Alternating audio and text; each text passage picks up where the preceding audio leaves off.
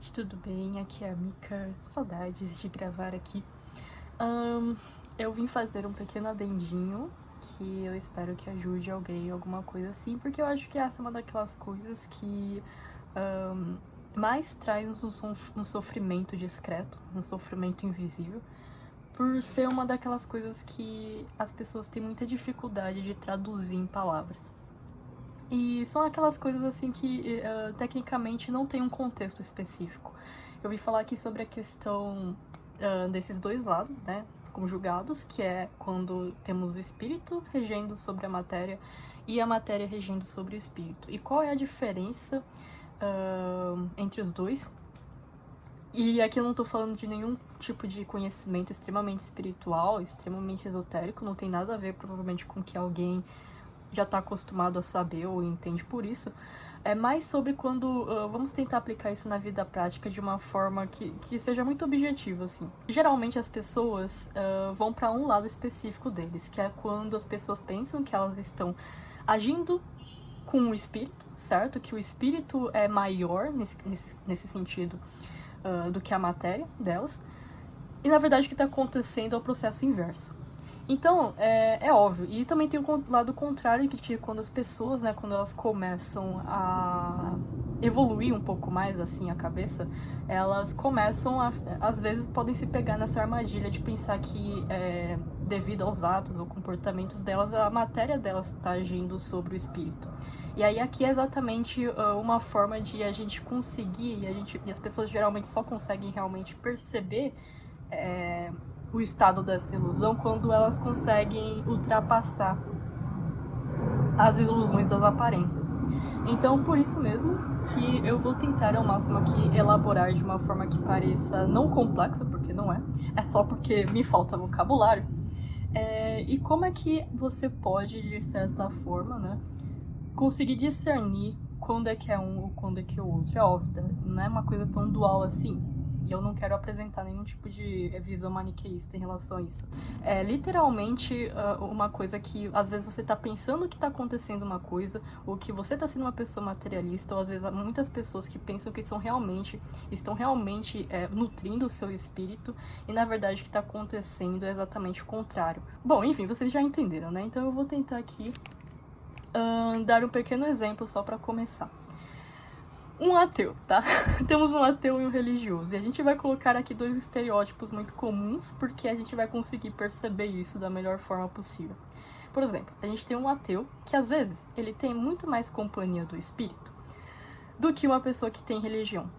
Uma pessoa que está numa congregação, uma pessoa que tem um dogma, uma pessoa que vive falando disso e aquilo do mundo espiritual, de desapegar da matéria, do jargão da bondade, de ajudar o próximo, que tem a presença de Deus, que não sei o que tem, sabe, que reza, um monte de coisa. Às vezes, aquele ateu ali que às vezes não tem nem realmente, não liga, às vezes nem liga, e nem sequer parou para pensar ou elaborar a ideia de Deus, às vezes essa pessoa tá mais com Deus do que a outra pessoa.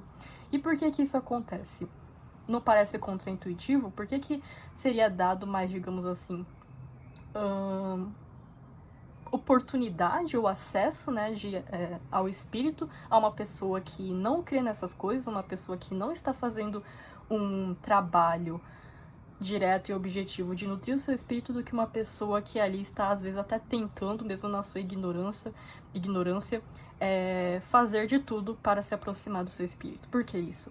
Porque, primeiro de tudo, né, vamos começar pelo fato de que somos todos iguais e não existe essa coisa de mérito ou de dignidade em relação a você se aproximar do seu próprio espírito. Você se aproximar do seu coração, da sua alma, só depende de coisas que são diretamente a comunhão com Deus. Então, assim, gente, eu não estou dando aqui nenhum tipo de ministério teísta. Quando eu falo isso, é no sentido mais claro e nítido da palavra. Você se aproximar da sua espiritualidade, você se aproximar do seu espírito, na verdade, não depende das suas crenças.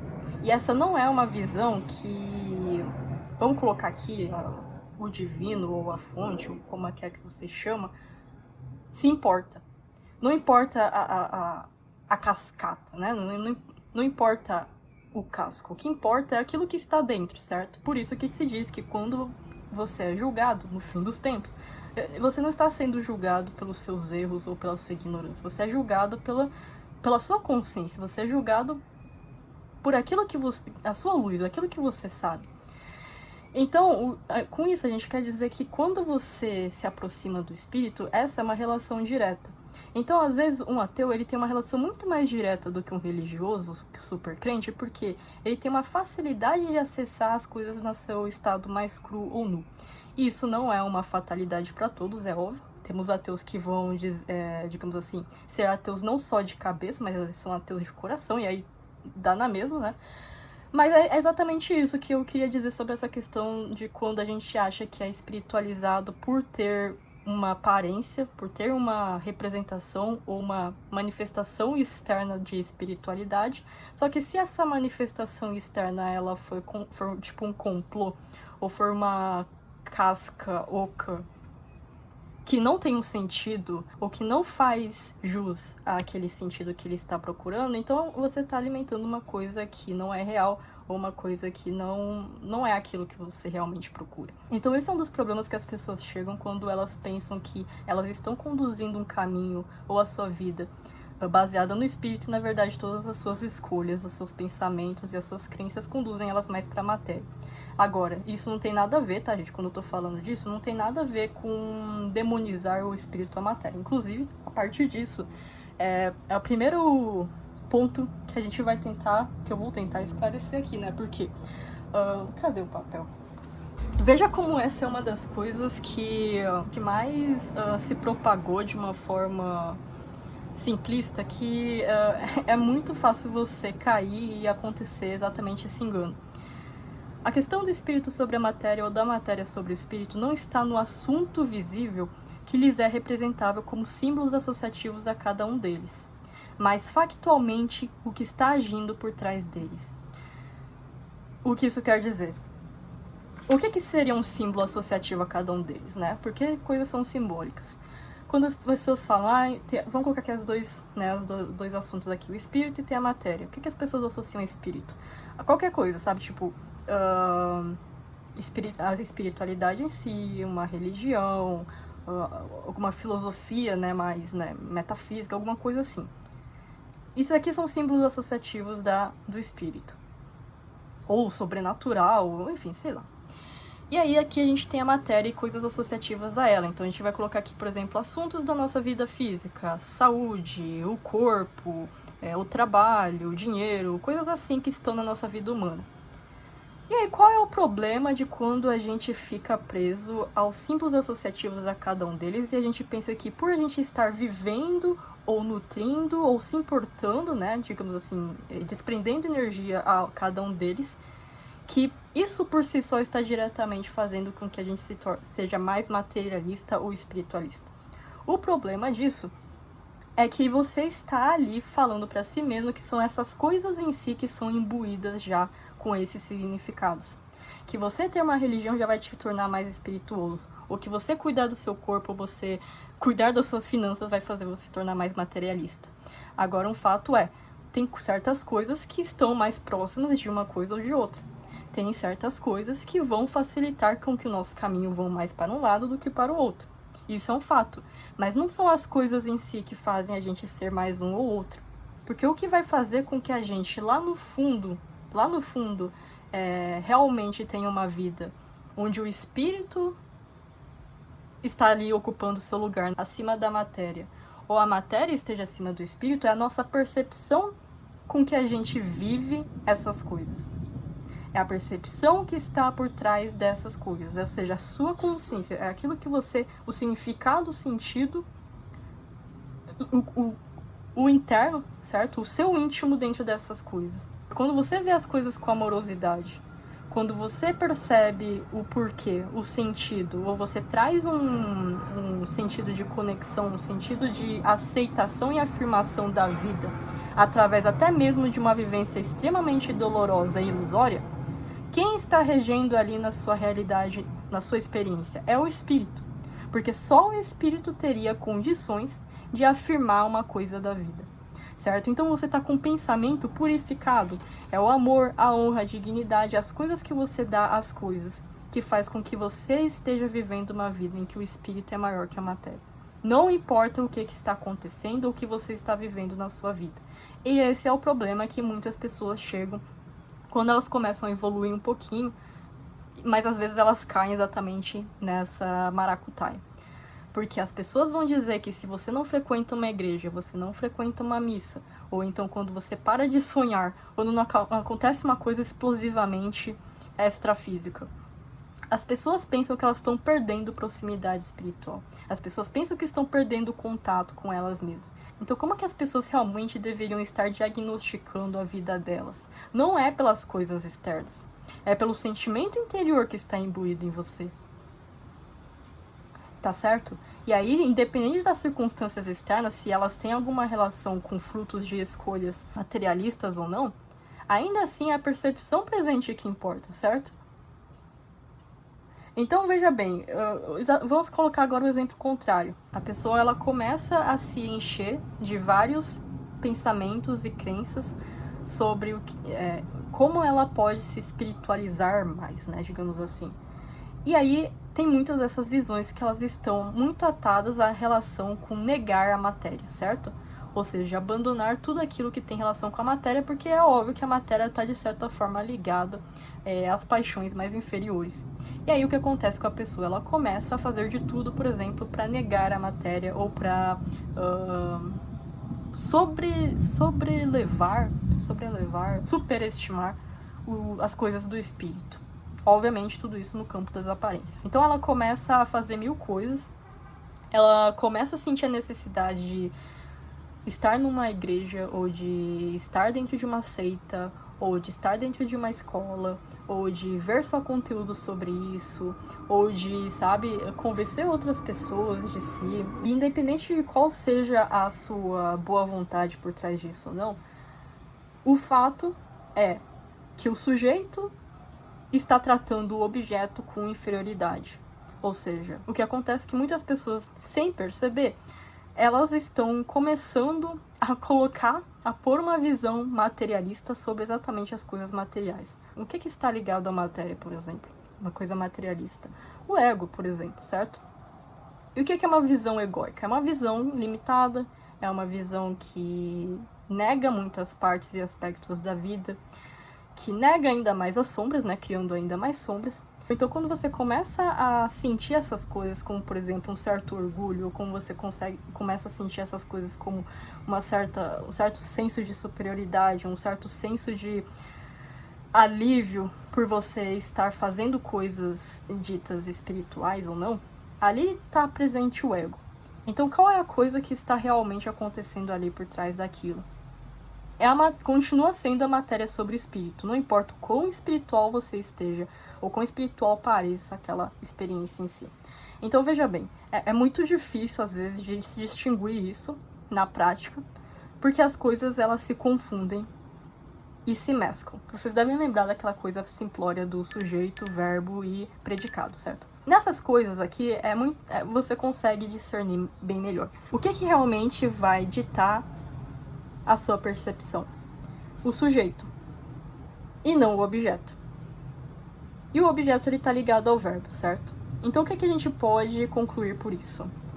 Que não depende simplesmente e unicamente, isoladamente das suas ações para ditar qual é a sua percepção, porque a sua percepção ela vai ser dita primariamente pelo sujeito que está ali.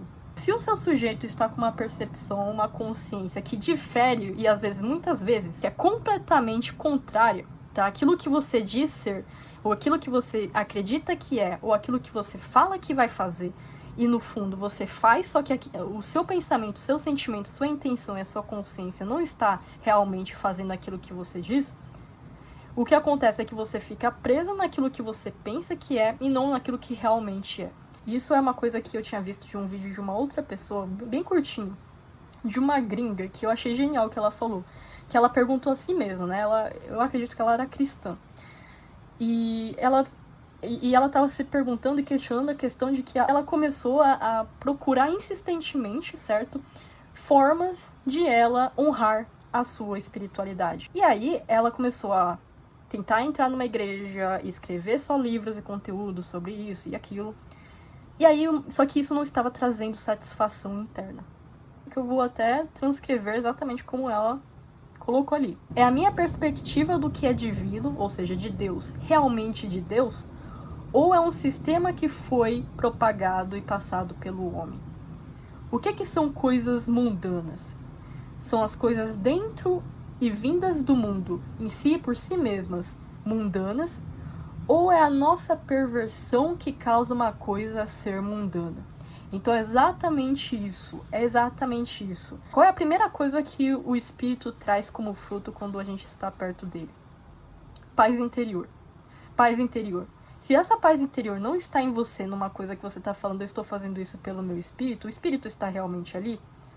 Ou será que não? Quando você deixa as coisas que você diz, ou que as pessoas dizem, falaram que elas são mundanas, mas você continua insatisfeito, você se torna ainda mais infeliz, ou sei lá, sabe, essas coisas, isso é um grande mito. E eu acho que é a partir desse momento que muitas pessoas, elas começam a desacreditar, ou elas começam a se desiludir com as coisas em que elas se apoiavam, as suas crenças ou as suas ideias. Né, quando as pessoas chegam nesse espaço que eu diria de limbo, né, que é exatamente o momento que a verdade ela começa a ser desvelada e as coisas parecem que não fazem mais nexo, ou que as coisas meio que... Sabe quando as coisas não batem, que tipo a conta não fecha? Então é exatamente nesse momento que eu vejo que muitas pessoas elas começam a se desiludir e sair da espiritualidade, certo? Parar completamente, totalmente de... E às vezes até demonizar de certa forma, né? E sentir um certo ranço de coisas espirituais. Ou o contrário, né? Pessoas que param de alimentar coisas da matéria, certo? Alimentar, que eu falo, cultivar a matéria de uma forma construtiva até mesmo. E elas vão exatamente, totalmente para o outro lado. Só que aí elas também se encontram completamente insatisfeitas. E aí as pessoas vivem, né? Andando de um lado para o outro, de um extremo para o outro, sem encontrar um equilíbrio. E o equilíbrio, obviamente, não depende das aparências, não é o momento que sabe. E aí eu acho que é a partir desse momento também que você, se você chegou a esse ponto pelo menos, que você é abençoado com um presente que muitas pessoas vão demorar para receber. Que é o quê? Você provavelmente vai encontrar aquilo que é realmente verdadeiro para nós ou não. Começar a perceber e ver aquilo que realmente é importante ou não. Não é nenhuma coisa nem outra. É sempre aquilo que está por trás. E sempre foi aquilo que está por trás. Muitas pessoas que estão nos seus estados de personalidade, do seu avatar, fazendo uma coisa ou outra, às vezes até porque isso é o próprio chamado delas, elas vão começar, né, a convencer e meio que vender essa imagem. Porque essa é a vivência delas, essa é a verdade delas até aquele momento. Que é a linguagem dela, ou que é a crença dela, que é a imagem dela, que é o ídolo a quem ela cultua dentro da mente, que é a coisa verdadeira. Por quê? Porque às vezes é naquele caminho que ela sente o espírito perto dela. É naquele caminho que ela sente mais próxima da sua verdade. Só que não é o mesmo para todas as pessoas. Não é a mesma coisa para todas as pessoas. E aí quando você é uma pessoa, e essa alminha, por exemplo, que já experienciou tanto um quanto o outro, e os dois extremos não te trouxeram nenhuma sensação de paz interior ou de pertencimento, aí sim eu acho que essa pessoa ela é muito mais sortuda do que todas as outras, porque essa pessoa tem uma oportunidade de desvelar uma coisa muito mais subalterna do que outras pessoas. Porque outras pessoas, até o ponto em que aquilo ainda estiver trazendo aquele senso de satisfação, elas vão crer piamente que aquilo que é realmente verdadeiro. Mas as pessoas que já chegaram ao nível de dúvida, tanto em um ou em outro caso, elas começam a perceber, cara, peraí, deve ter alguma coisa a mais que está faltando. E que não esteve em nenhum lugar desses, que não diz respeito exatamente à ligação direta entre essas coisas que dizem ser espirituais ou essas coisas que dizem ser materialistas. Deve ter alguma coisa, algum caroço nesse angu, que faz com que essa minha necessidade interna não esteja sendo satisfeita, que é invisível aos olhos humanos. certo? Mas a vida e o mundo é uma grande ironia. E quando você começa a perceber a ironia que reside no fundo invisível das coisas, é muito mais fácil, eu acho. E você começa realmente, tipo, toda vez que você tá simplesmente existindo, você começa a se perguntar, mesmo que não em forma de palavras, mas, sabe, no coração, assim, o que realmente tá acontecendo ali, sabe? Então, é isso. É isso, tá, gente? Espero que vocês se ajudem com isso e até a próxima. Beijinhos e tchau.